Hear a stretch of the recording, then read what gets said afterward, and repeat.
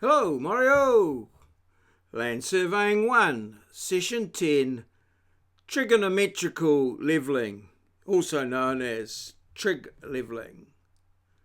Hello. Welcome to Session 10, Trig Levelling. By now you should be pretty confident at using survey equipment and having a way better understanding of what a total station can do and a level can do. So we're going to have a little bit of a look at, in this topic, trig levelling, but the main emphasis in the practical, of course, will be of getting near the completion of your traversing assignment, which is the pinnacle of your survey experience in this particular topic.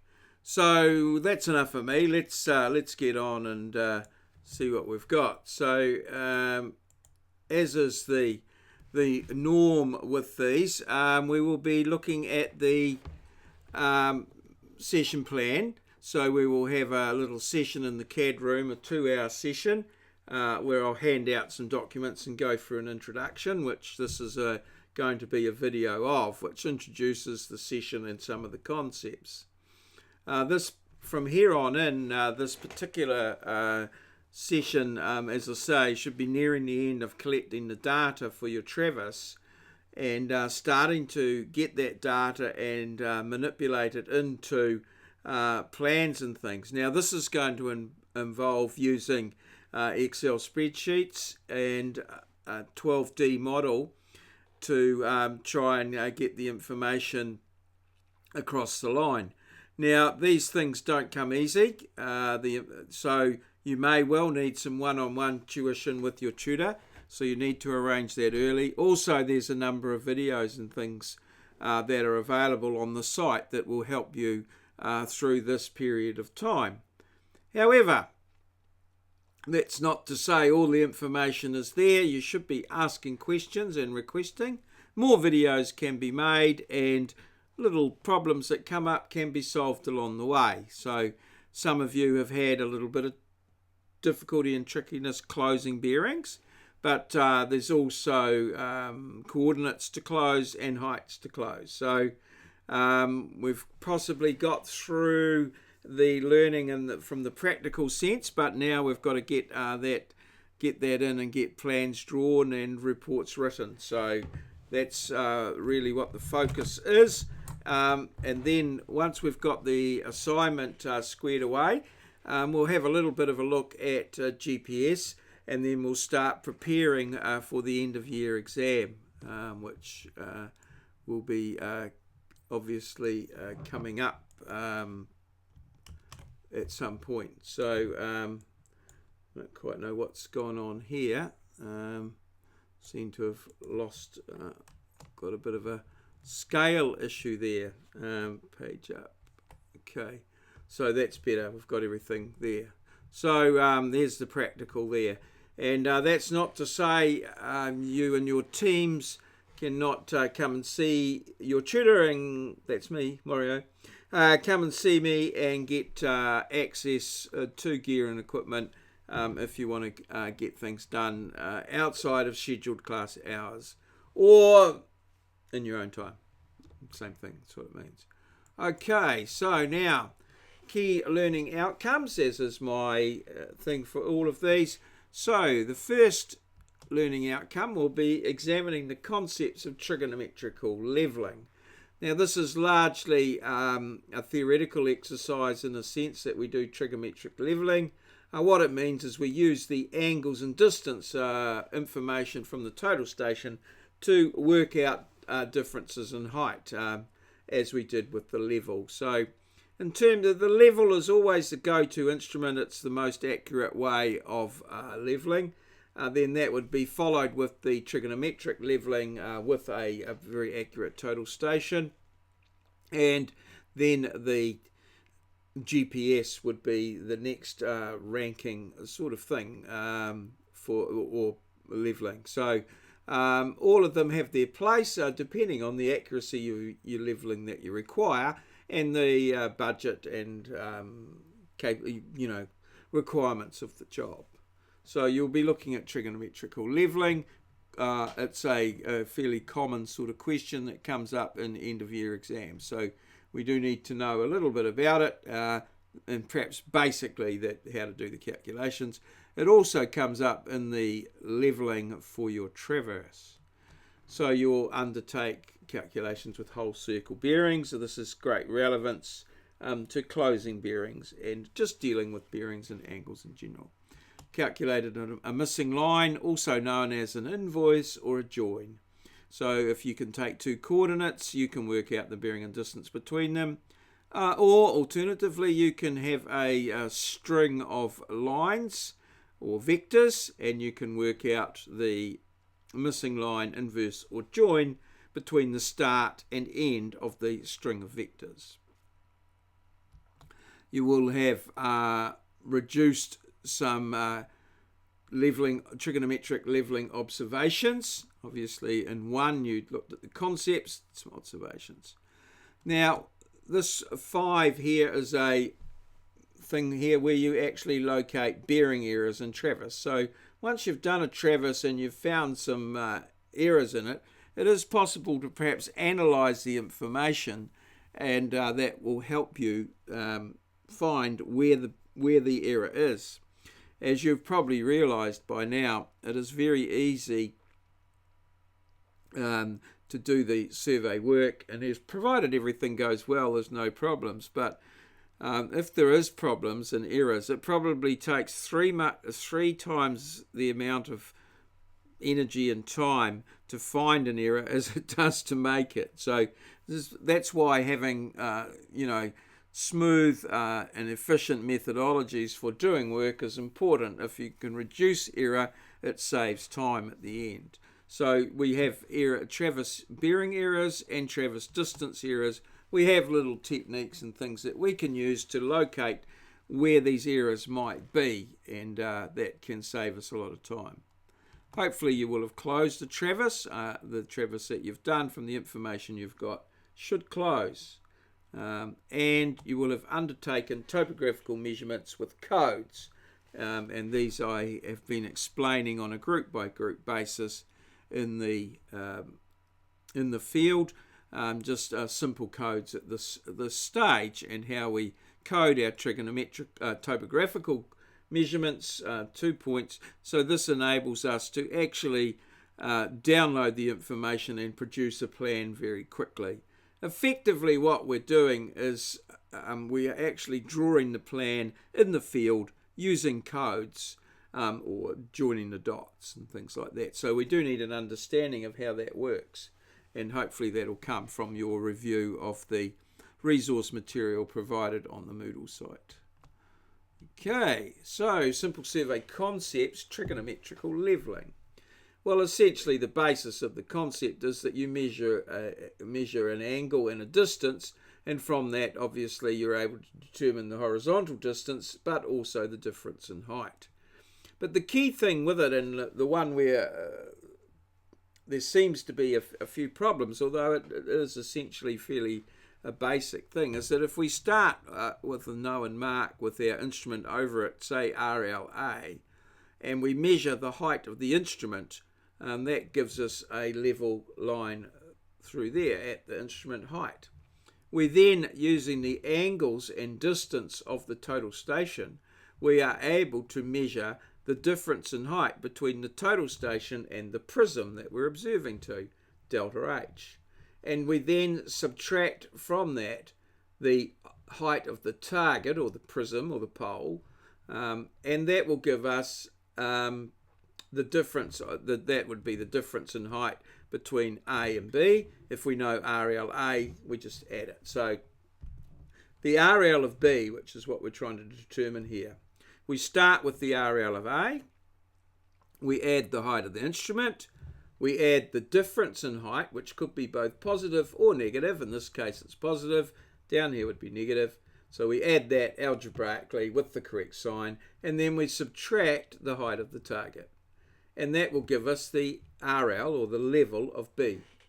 Okay, so it's just a simple little diagram. RLA, height of instrument, add difference in height, add or subtract depending on its whether it's positive or negative, and then subtract the height of target.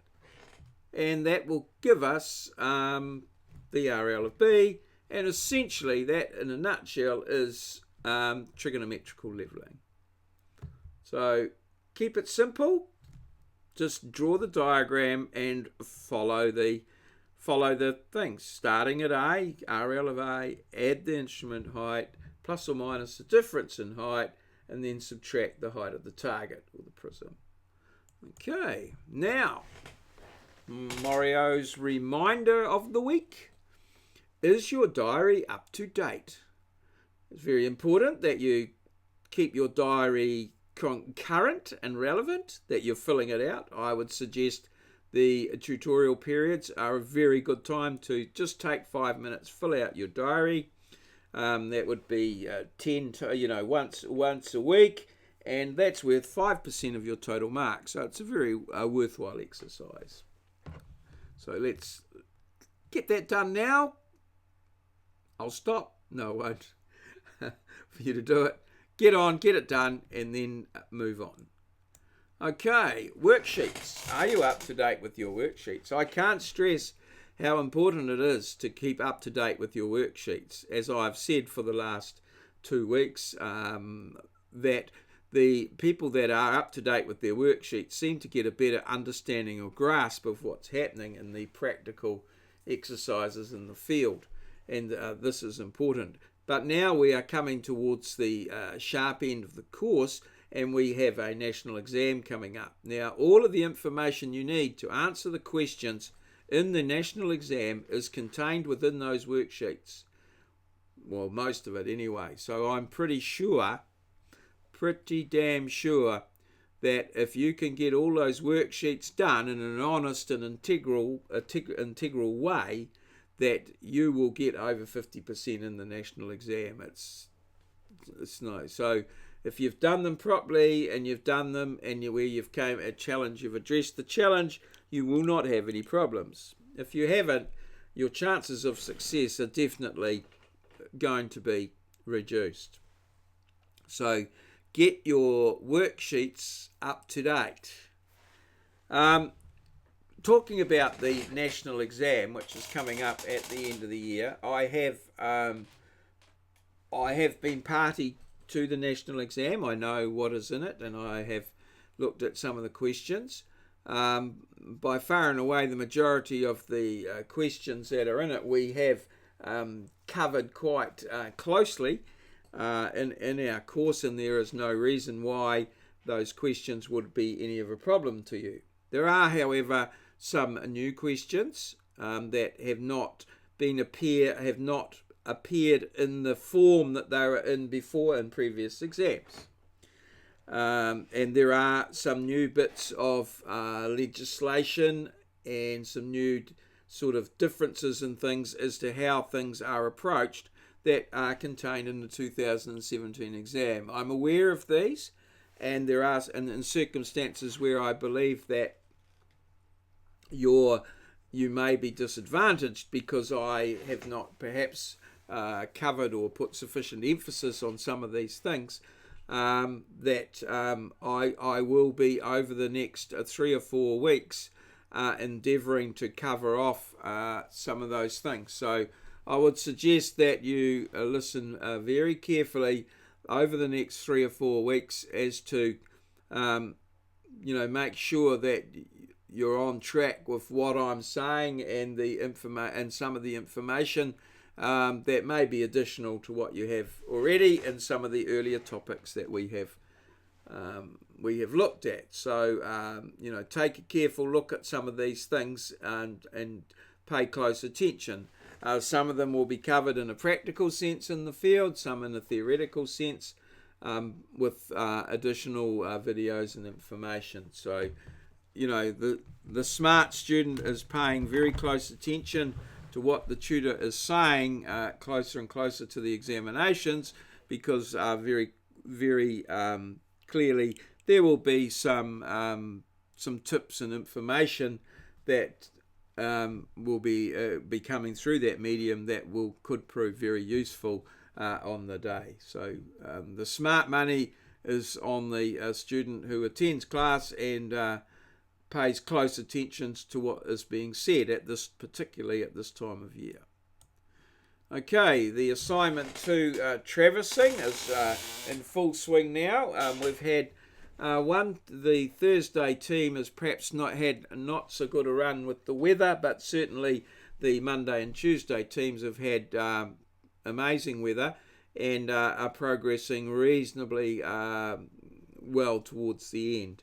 As we finish the traversing, we'll start to get the GPS out and just have a look at some of the capabilities of that and how quickly that can achieve results. But at this point in time, the assignment 2 traversing is tracking reasonably well. If you feel that timelines are getting tight or you have been disadvantaged by the weather, certainly discuss it with me, and we'll see how things progress in that area. Okay, so unless as far as I'm concerned, the traversing is going reasonably well, the practical side of things. I've got 2 or 3 groups have closed their traverse, and some are very close. Most of you have picked up the majority of posts and additional marks, and the topo work seems to get covered off in perhaps an hour or 2 at the end of a session, and most of you have gained a pretty good understanding of how that works. But as I said previously, there is a fair bit of computer work that will be new to you using software that you have not used before. So there are some videos to watch, and a lot of the information can only be done using a 12D in the CAD room at Wintec, nowhere else. The software is not available off-site and is not available free for you to use. Okay, assignment 2. Now, just some notes here on assignment 2, based on some questions and some report headings. I haven't started to have any particular questions in these areas here, but based on previous years. First of all, your report will probably need a scope, just what it is you're going to do and how far you're going to go. Note that there will be origins, an origin of bearings, an origin of coordinates, and an origin of heights or levels. And each of those will have a particular datum that it's, or projection, or something that it's in terms of. So it's important that you get these written down correctly. The origin of bearings will quite likely, bearings will be in terms of New Zealand Geodetic Datum 2000 on the Mount Eden 2000 circuit. The origin of coordinates again will be on the in terms of the New Zealand Geodetic Datum 2000 Mount Eden 2000 circuit. Okay, and the origin of bearings will vary from each one of you. So it might be, say, for instance, from peg NL to peg KB, with a check from peg NL to peg MM to IBMM. So you'll have an origin of bearings and a check. That will embody the 3 old marks that you needed to start your survey. Origin of coordinates, again, depending on what mark you use, the coordinates will be in terms of geodetic datum, New Zealand Geodetic Datum 2000, Mount Eden 2000 circuit. The origin of heights will be Maurieos datum, and the origin of heights or levels could be one of your marks that you're using as part of your traverse. Your methodology, so you need to describe what you did, in broad terms, how you maybe set up your established control, put in 2 new pegs, how then you, from that control, you measured radiations to the posts and other marks, which you then checked and confirmed using calculations in 12D, And then you did topographical shots, just standard topographical shots to the stockpile for determining the volumes. Okay. Accuracy, you want to talk about your bearing closure, your traverse closure, and your height closure. Health and safety, you have your health and safety there. Your outputs, obviously you will want a table of coordinates and the heights of the key traverse points. That's the traverse points. And then you might want to have the coordinates and heights of the posts, the post, just the coordinates. Oh, and heights, yes, heights are a possibility. Okay, you will have traverse sheets showing traverse closures, showing how you coordinated your radiations. Those traverse sheets may be hand-drawn or they may be produced from 12D. You will have calculation sheets of various types. They might be Excel spreadsheets, so that enabling you to create coordinates for putting into 12D. You will have point listings and finder diagrams for all your key traverse points, which may come from your previous level survey and what have you.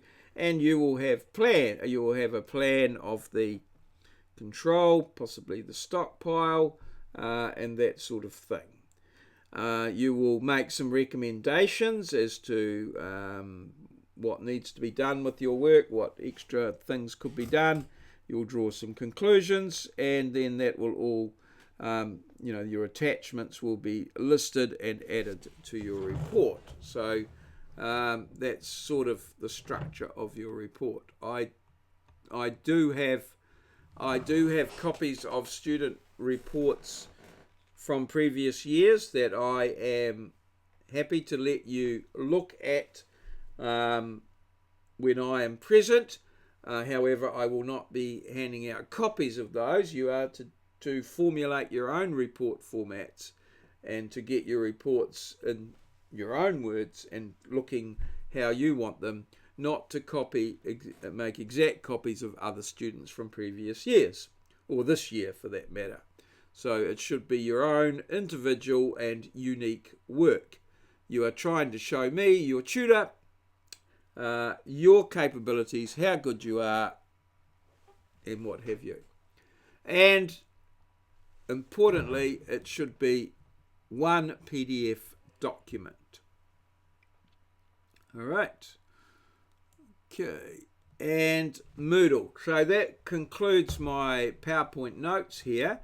And what I would like to do now is to go into the course and have a look at Moodle. So assessment, go to the assessment tab. There's nothing too much happening there, except that there's a lot of traversing information there, and I'll just quickly go through some of the stuff there. So you've got your job instructions, your plans, your field notes. You've got a video on how to use 12D traverse spreadsheet there too. Topographical reduction. You've got a video on reducing your topographical. You've got a Excel spreadsheet that you could use to input the data for your topographical to reduce that. And then you've got a map file here, which is helpful for introducing data to 12D. And then you've got a little video on how to calculate the volume of the stockpile, and then how to export the plans and what have you from 12D to AutoCAD, and then how to work with it in AutoCAD itself. And that's an AutoCAD template that you can use there, and then how to spit out some quick AutoCAD plots. And there's a bit of forum there. Now, if you may definitely need some one-on-one help from your tutor. So you need to talk to me, you need to set up meetings, or you can email me and ask. I may be able to produce a video to show you things that you are unsure of. I have on occasion Skyped some students and shared my desktop with them when they've been at home or in the hub in Central Hub, or even the hub and WinTech. So there's lots of possible things. Communication is king, as I've pointed out previously. So talk to me, talk to me, talk to me. That is how you're going to get a good marks, a good internal grade for your work, so that you only need the minimum 40% at the external exam to get over the line and pass. Obviously, anything over and above that will give you a good grade. Okay, so coming up soon we have the traversing test. Not for a couple of weeks yet, but it is coming. So we need to just be aware of that, and just keep reviewing and keep up to date with those worksheets. Okay, now for the today's topic is topic 10 here. So let's just have a little bit of a look there. So there's a bit of some information in here, a worksheet really on trigonometrical leveling. In there you'll find there's a video, some copious notes, and then a little bit of a quiz from the notes. The answers are available on the at various, will be available on there. Whole circle bearings is another worksheet, a missing line worksheet there. Again, I have put videos up previously on how to do those, but they're possibly repeated here with the worksheet and the answers. So you know what you get. The missing line, trigonometrical leveling again, Trig 1, Trig 2, finding errors in a traverse activity. Again, there's a video on that, how to go about that, and some examples there, and an example from a student from a previous year. Some exam questions you should know how to do. Well, yeah, you should know what to do with those. Practical tasks signed off in the field. And here I've got a little video that I just produced yesterday, actually, as it is now. And this is just a time lapse of a group, one of the groups out surveying in the field. It's approximately 3 hours of their time reduced down to about 3 minutes. And it just shows the sort of activity that goes on. The forum here, what success looks like. Remember, this is one PDF document with all of your information in it, emailed to your tutor, just indicating what it is. It has got some answers in it. Okay, and got a set of the field notes in it here. Note the field notes in there have been completed. They've got the diagrams all drawn, so that's a complete set of field notes for the Traverse assignment. Okay, let's go back from there.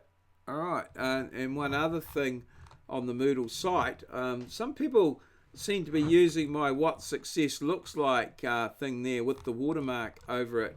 There are actually, if you go up into here, into answers, this will give you the answers to the worksheets. Now, I've still got a few to load up here. I've got all these here. I will be loading them up just when I finish this video's uploading. But the answers are there. If you go back to Unit 9, you can just go there and you'll see that the answers are there.